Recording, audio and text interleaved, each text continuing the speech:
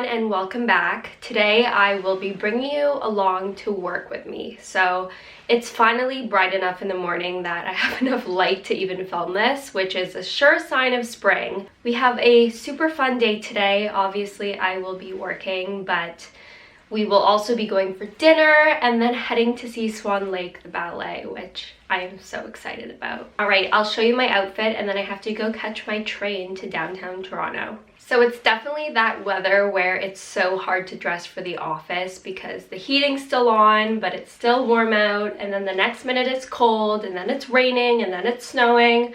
So layers are definitely key, but I've put my winter coat away and taken my trench out, so that is the first thing. This is a Marks & Spencer's trench coat and I am in love with it.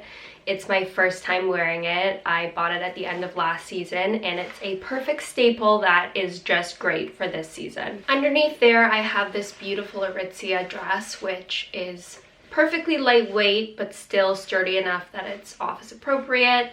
This gray is gorgeous for spring, and then underneath there I just layered a Banana Republic white tailored shirt. Looking at my bottom half, I have on these Sheer-Tex tights, which are totally rip resistant, and then my Linterveld black knee-high boots. Sometimes if I have a more demanding day, I will switch into heels just for a little bit more professionalism, but for now these are perfect. For accessories, I have on my pearl earrings and then my Rosefield watch and my Jenny Bird bangles. As for makeup, I kept things pretty natural as I always do when I go into the office. I just tried to pull some pink tones, which is my natural complexion, and then I brought in a little bit of gray to the eyes to match the dress. The lip that I'm wearing is the Anastasia Beverly Hills lip liner in Dusty Rose, and then this YSL Love Shine Candy Glaze in 15, which is a gorgeous, gorgeous shade. Last but not least is fragrance, and the Chanel Mademoiselle has been my professional fragrance that I've worn my whole life, basically. It just gives me this boost of confidence and is not too overpowering for the workplace, so I highly recommend. Let's do a little spritz and we're good to go. I also carry these two bags with me to the office. So I have my Longchamp Le Pliage and then my Coach purse.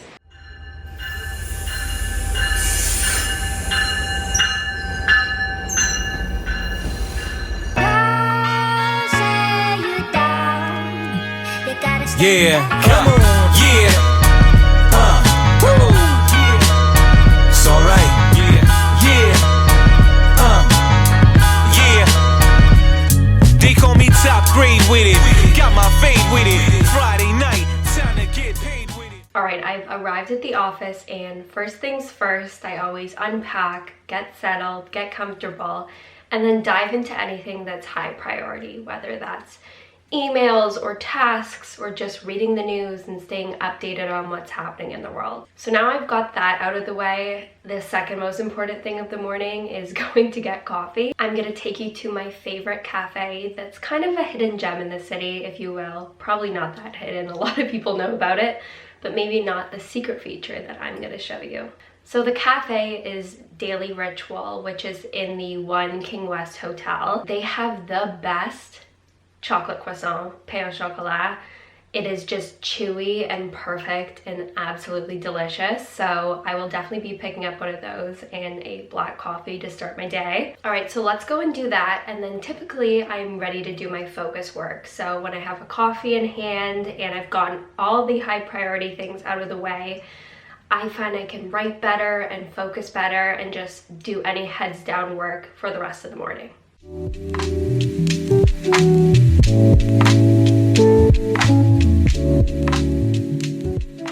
Alright, it's lunchtime and I like to get my body moving, so a lot of the time I will do something over lunch and then bring my lunch back and eat at my desk. While we are inching closer to spring, the weather is still a little bit dicey, so during that season I typically like to still get my steps in but using the path. So the path is this underground pedestrian walkway, and there's shops and restaurants, and it just allows you to get your body moving without having to go outside, which is lovely. So I think I'm going to walk all the way up to the Eaton Centre, which is Toronto's big mall, and I think I'm actually going to go to the Bay. So the Hudson's Bay, which is Canada's greatest department store, is actually on the verge of closing, which is really heartbreaking. And then I'm gonna probably pick up a salad to eat at my desk when I'm done.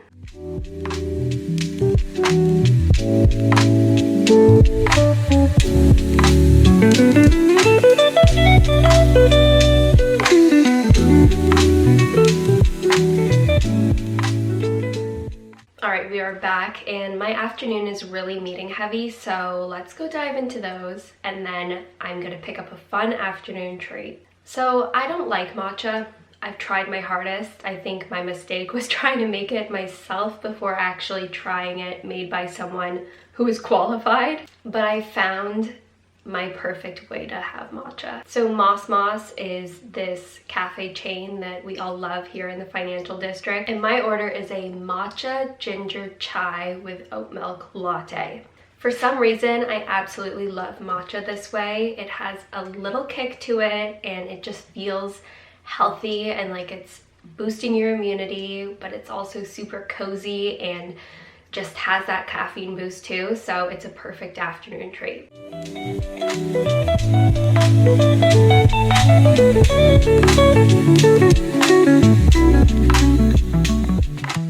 Alright, we've made it to the end of the day, and it's been a busy one, but the day is not done yet. I'm heading to Ossington for dinner at Mamaka's, which is this amazing Greek restaurant. And then I'm heading to the Four Seasons Centre to see the Canada's National Ballet do Swan Lake. I'm Slim Flacco, Mr. Enchilada, lot of patience and persistence when I'm knocking out the bottom like, I'm just feeling myself, balls to the wall without killing myself, life's a roller coaster, now I'm thrilling myself, pop tune for the crew and now I'm chilling myself, I'm just feeling myself, balls to the walls without killing myself, life's a roller coaster, now I'm thrilling myself, rock two with the crew, now I'm chilling myself.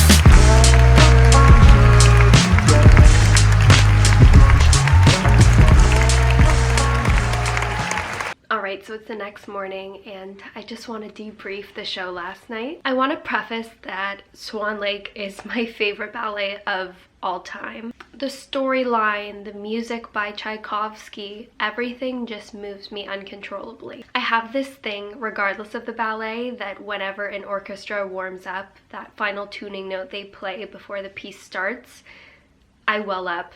I don't know what it is, it's some kind of emotional response, but it happens every single time. But this time that was not the only time that I cried. I welled up uncontrollably numerous occasions because I was just so moved by the performance and the music. So this version at the National Ballet of Canada is staged by artistic director Karen Kane. It really emphasizes the love story, and I think you can feel that just through every element of this performance. So initially I was a little disappointed because Heather Ogden was not the principal dancer of the evening. She is someone who I've seen in Swan Lake before, and her depiction of the character and storyline is always so beautiful. It was actually Tyrion Law who was debuting the night that I saw Swan Lake. I was a little worried at first because obviously this was a new role for her, but oh my goodness, she is probably the most beautiful dancer I've ever seen.